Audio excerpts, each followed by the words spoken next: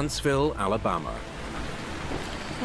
81 passengers board Southern Airways Flight 242, a DC-9 bound for Atlanta, Georgia. Captain Bill McKenzie and First Officer Lyman Keel have been shuttling passengers across the U.S. South all day. Who's got the landing? Not me, just the captain. Ignition, sir. First Officer Keel will be operating this leg of the flight.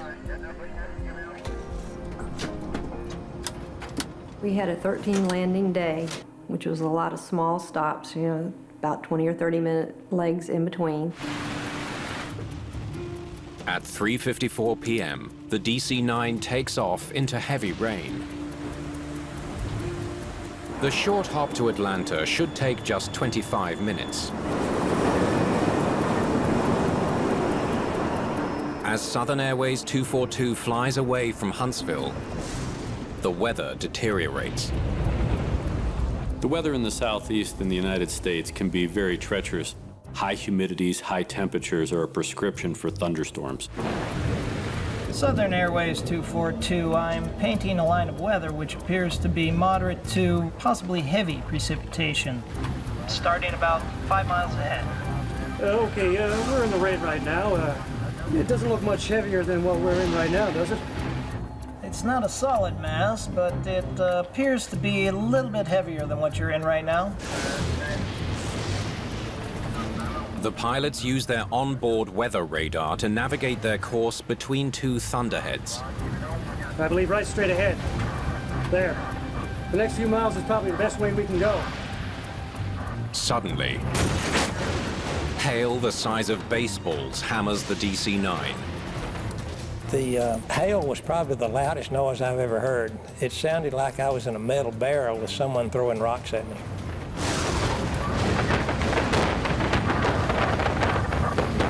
The pilots of Southern 242 had to raise their voices audibly to be heard above the unholy tattoo of this hail which was buckshotting the airplane.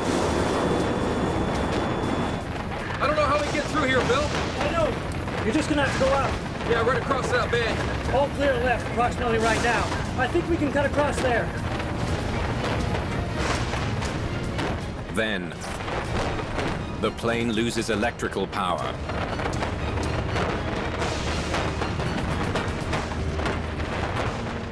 After I realized that we had a disaster in progress, or something was wrong, I got up and started briefing my passengers. Got it back. Got it back, Bill. Got it back. Got it back. After 36 seconds in the dark, electrical power resumes. Maintain 15,000 if you understand me. Maintain 15,000, Southern 242. Controllers in Atlanta instruct the crew to maintain 15,000 feet. But the plane has already dropped 1,000 feet below that. We're trying to get it up there. We just got our windshield busted. We'll try to get it back up to 15. We're at 14.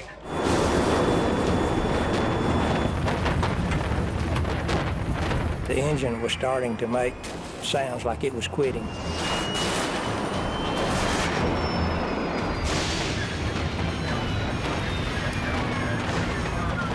Left engine won't spool.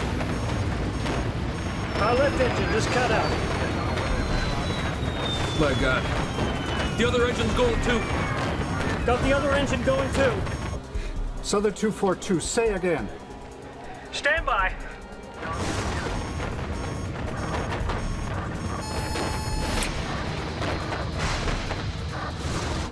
We lost both engines.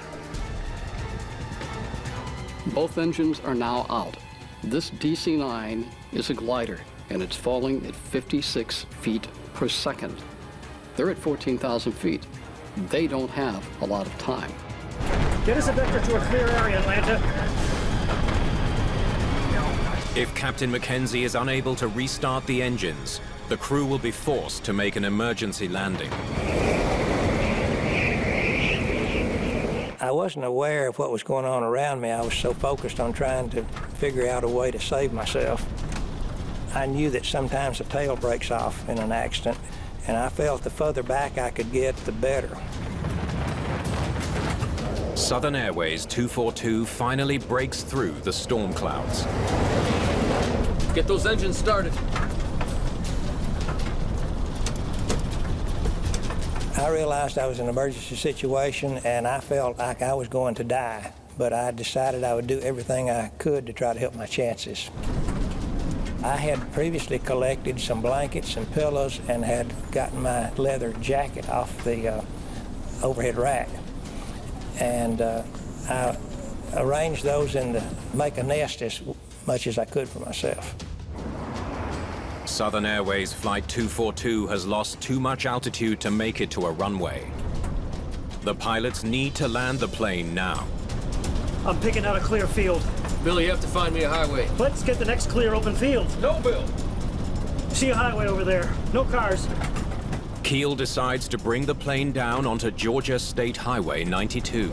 We're putting it on the highway. We're down to nothing. The first officer lines up the aircraft for the emergency landing. Flaps. They're down to 50. Oh, God, Bill. I hope we can do it. There's a car ahead. I got it. I got it now. I got it.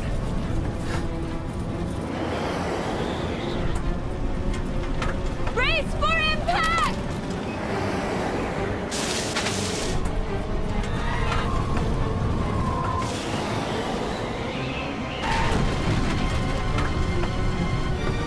It was smooth. It seemed like it was going to work and everything was going to turn out okay. And then it immediately bounced back up in the air and slammed down.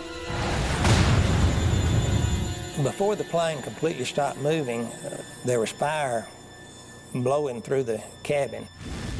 I felt my face burning, even though I tried to cover it with my leather jacket.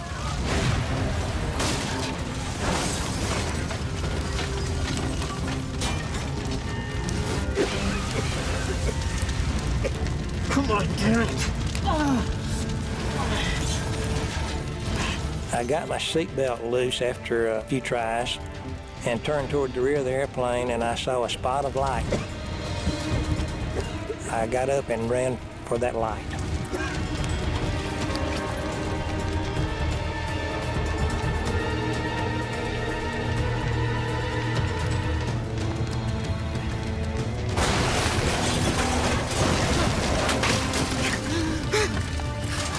I could not believe I was alive.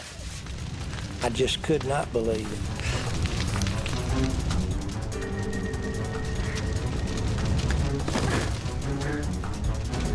I could see a crack of light, and I thought, I'm going through that crack of light, come hell or high water.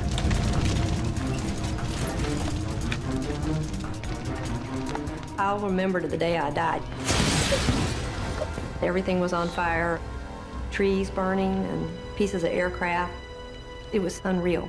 I've never seen anything like it and never want to see anything like that again.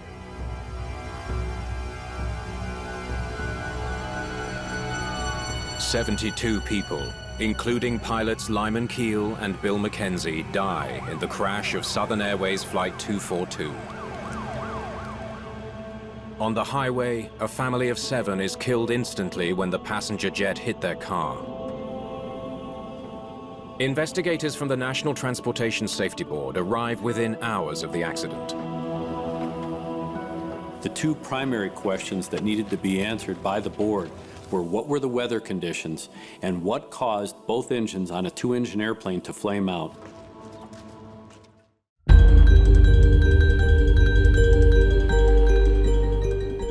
Loganair Flight 6780 cruises over the North Sea near Scotland. Let's get lower. Request flight level 110, please. Approach Loganair 6780, requesting descent to 110. 6780, descend to 110. The plane is more than halfway through a 65-minute flight. Most of the passengers live on the Shetland Islands.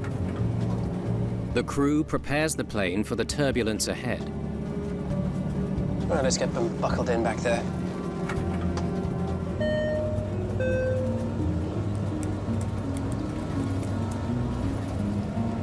16 miles from Sombra Airport, Flight 6780 turns onto its final approach to the runway.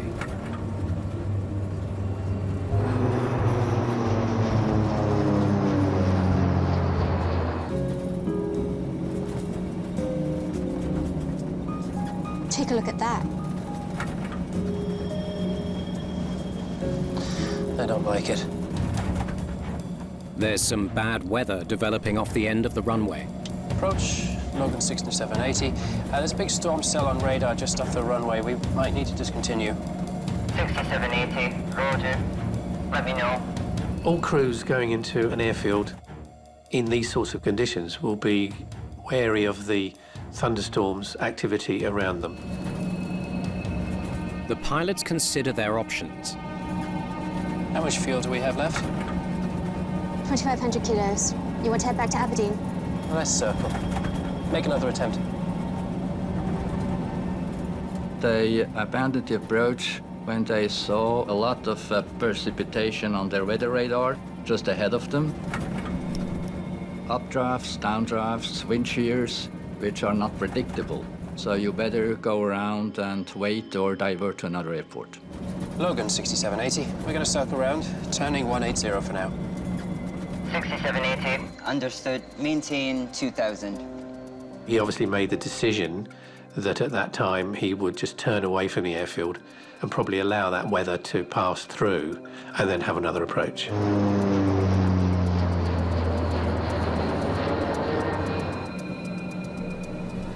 As the pilots circle for another landing attempt. Oh, crap! It sounded like a gunshot. It was just a very short, sharp noise and a flash. I thought at that point that it was something that had happened to the engines. If you experience a lightning strike, especially at night, it's a very bright light. You can smell a burn smell, ozone smell, and that sure is frightening or fearsome to every crew. Circuit breakers look fine. After the lightning strike, you're obviously looking to see, have we been damaged? Are the instruments still working correctly? And I have control. But something's wrong. The controls feel really heavy. Damn it, the plane's not responding.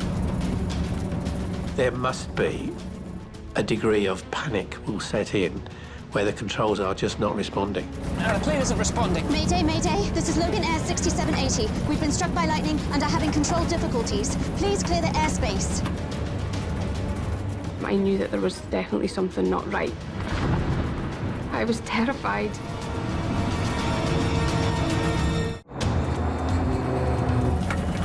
Loganair Flight 6780 is in distress 2,000 feet above the North Sea.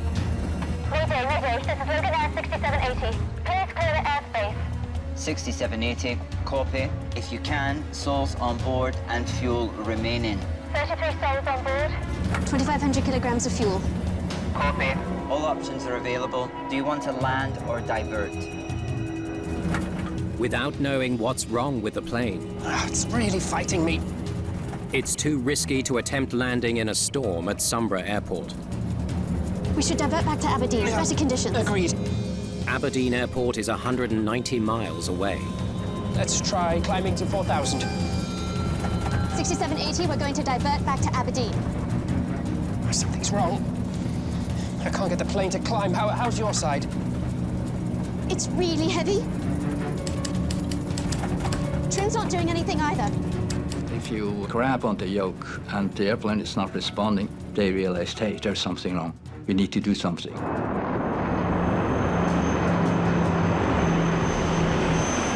Finally, the crew catches a small break. Altitude is increasing. Keep on it. The plane is climbing, but not as quickly as it should be. The elevators might be damaged. In 2 minutes, the plane has barely climbed 2,000 feet. The first officer worries the lightning strike may have disabled their instruments. Aberdeen, 6780. What's our altitude? I show you approaching 4,000 feet. But the controller is getting the exact same readings as the crew. We're really not going anywhere fast. Pull! I'm almost all the way back. Let's face it, you can fly an aircraft without a compass, you can fly an aircraft without a radio, but you can't fly an aircraft without functioning controls. And then the unthinkable happens. Oh, no! Come on! We're dropping! Flight 6780 plunges uncontrollably towards the North Sea. The flight went into that nosedive, so we knew immediately that something wasn't right with the plane. 6780, 3800 now, 600, 3400. The pilots wrestle with their controls as the plane speeds towards the water at 350 miles an hour. You're descending. 2,000 feet, 1,800 feet. The dive was so fast, you just felt like your heart was in your mouth. I had no idea how close we were to the sea. You couldn't see anything. It was just pitch black. It was terrifying. It was really scary. 1,500 feet. You're descending. Nothing's working. Come on. Pull up. The airplane is less than 10 seconds from impact. Must be incredibly frightening because the pilots would be aware of their rate of descent, they would be aware of their altitude, and they would be aware of how much time left they had to effect a recovery. 1,100. Speed! Speed! In a last-ditch effort to save the plane, the captain increases engine power.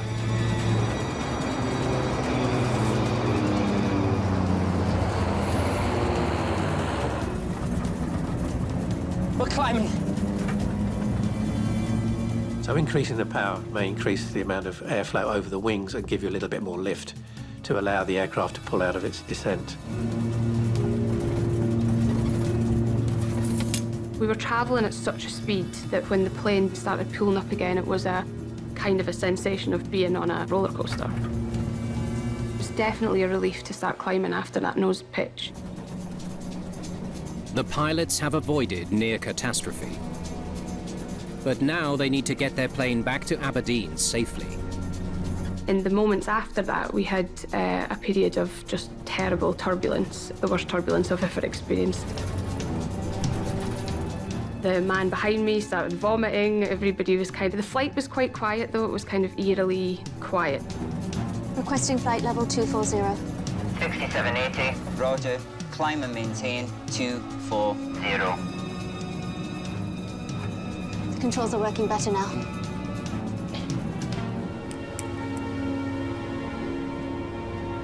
Ladies and gentlemen, this is the captain. It was at that point the pilot came on and told us we'd been struck by lightning and we were heading back to Aberdeen. We had some flight control issues. Everything is under control now. We'll be landing in Aberdeen in 15 minutes. And please expect to see some emergency services on the ground when we land. Not to panic. It's just a standard precaution. Thank you.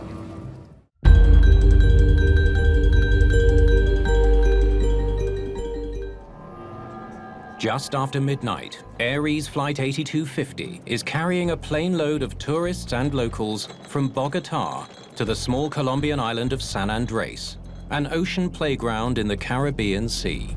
So much for grabbing dinner on the ground. Yeah, it's gonna be a late night. Captain Wilson Gutierrez is a veteran pilot with almost 20 years of flying experience. At least we're finally up in the air. First Officer Camilo Piñeros has flown for Airways for 3 years, with a full year on the airline's new Boeing 737s. Looks like there's some weather ahead of us. Let's keep an eye on it. There are signs of a thunderstorm in the distance. For the next hour and 30 minutes, the 737 will fly northwest to San Andrés at a cruising altitude of 36,000 feet.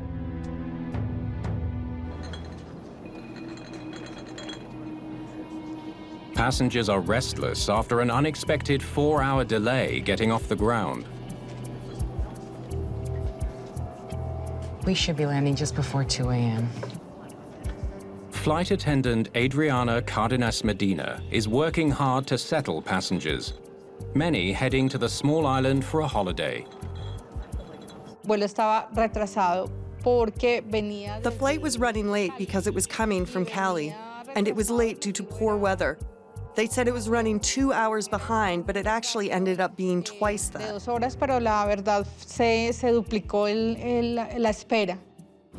Just over 40 minutes into the flight, the captain sees the storm clouds ahead are building. Airlines operate 24 hours a day, so pilots fly in all kinds of conditions, both daylight, dark, good weather, bad weather. As a professional pilot, you deal with these environmental challenges constantly. Prior to beginning our descent into San Andres, we began to experience some light turbulence.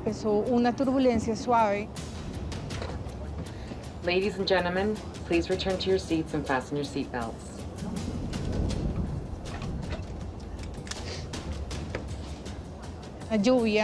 It was raining.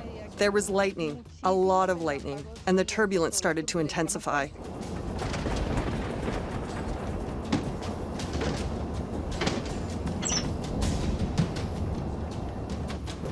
Now past the halfway point of the trip. The captain is increasingly concerned with the possibility of heavy storms gathering over their destination. It doesn't look like we're going to get any relief from this storm. Yeah, lots of activity tonight. Closer to San Andres, the already bumpy ride is getting worse and worse for the passengers. Normally you go through a patch and then it stops. In this instance, there was lightning bolt after lightning bolt, and the plane shook hard and the turbulence would not stop. Check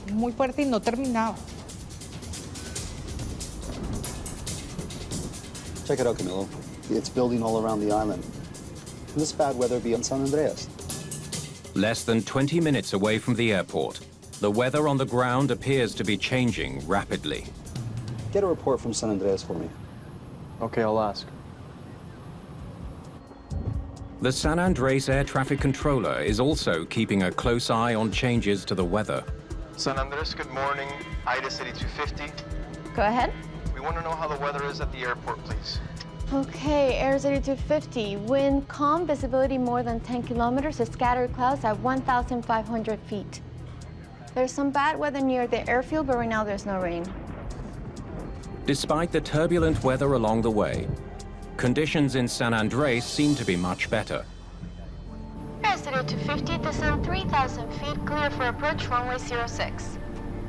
Roger, continue descending to 3,000. In the cabin, passengers are growing concerned by the intensity of the storm. This shouldn't last long.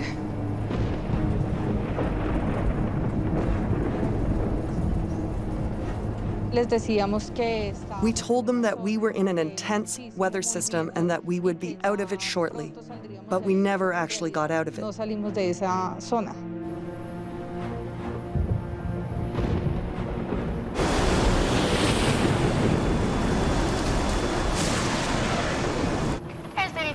There is a thunderstorm over the airport right now.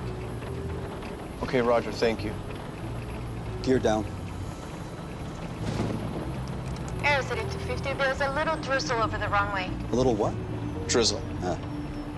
Okay, give them the announcement. Cabin crew to their stations for landing. Please reach your table. As the storm continues to build, Airways 8250 is about to begin its final approach.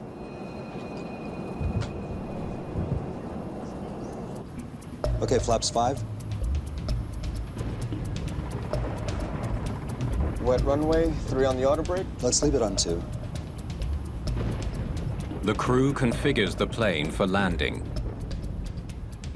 The weather in San Andres is changing fast.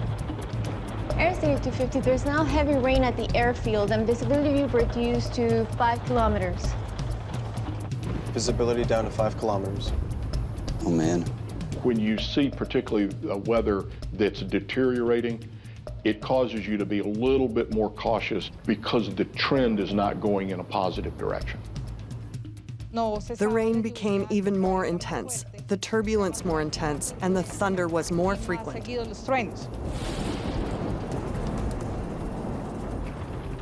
In deteriorating conditions, and just 7 miles from landing, the captain confirms the procedure in the event they have to abort the landing at the last minute. In case we miss the approach, we go right, correct? Yes, correct, sir.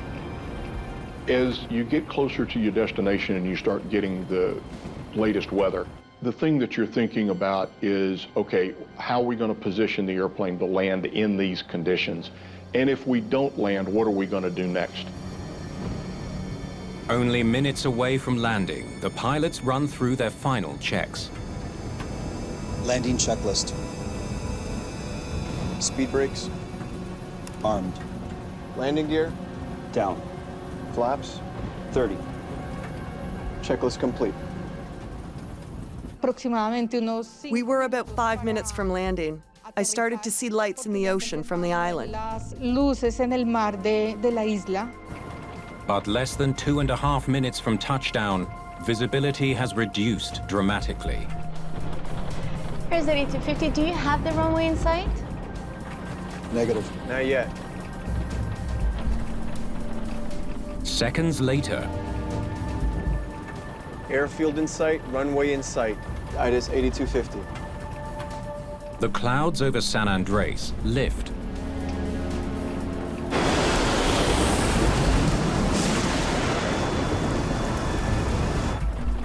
In sight landing.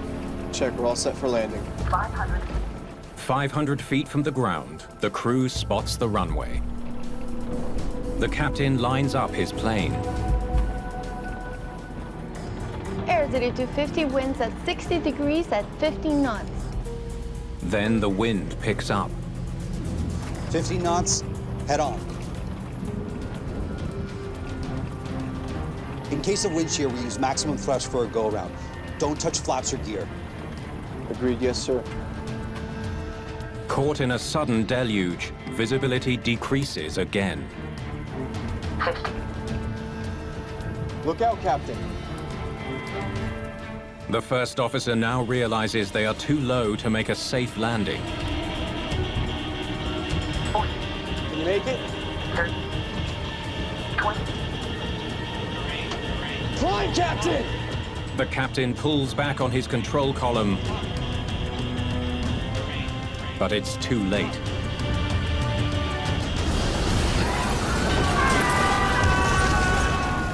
We felt a hard and sudden crash.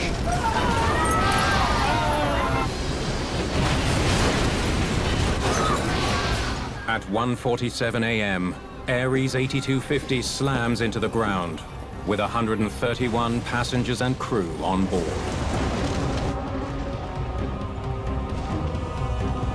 There's been an accident.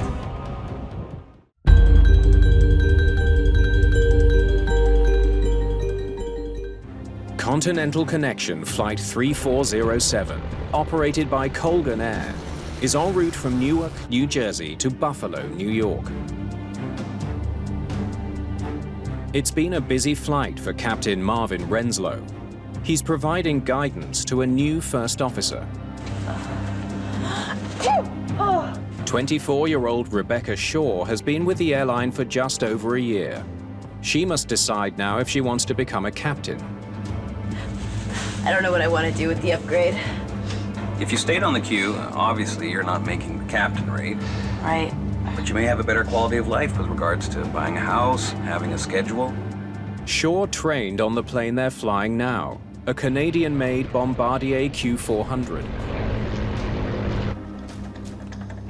There are 45 passengers on board. Flight 3407 is heading northwest over upstate New York. The trip is only 53 minutes. Visibility is poor, and there's a forecast of snow and moderate winds in Buffalo. Folks from the flight deck, your first officer speaking. At this time, we're about 15 minutes outside of Buffalo. Weather in Buffalo is pretty foggy. Snowing a little bit there. I'd like to make sure everyone remains in their seats so the flight attendants can prepare the cabin for arrival. As the flight makes its approach, the pilots prepare the aircraft for landing. Gear down. Locks alive. Gears down. All right, flaps 15. Extending the flaps provides more lift, allowing the plane to slow to its final approach speed.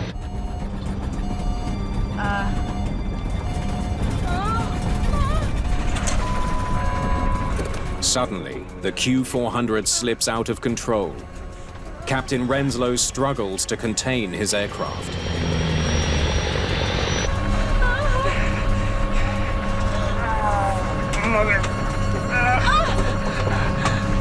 But it seems to have a mind of its own.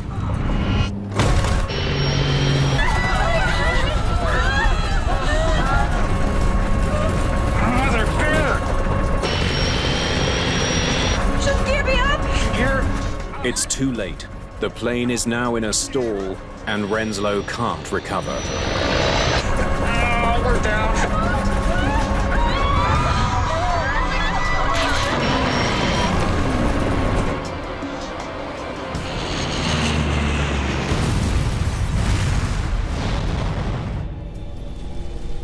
The plane crashes into a suburban home in Clarence Center, a town 5 miles short of Buffalo Airport.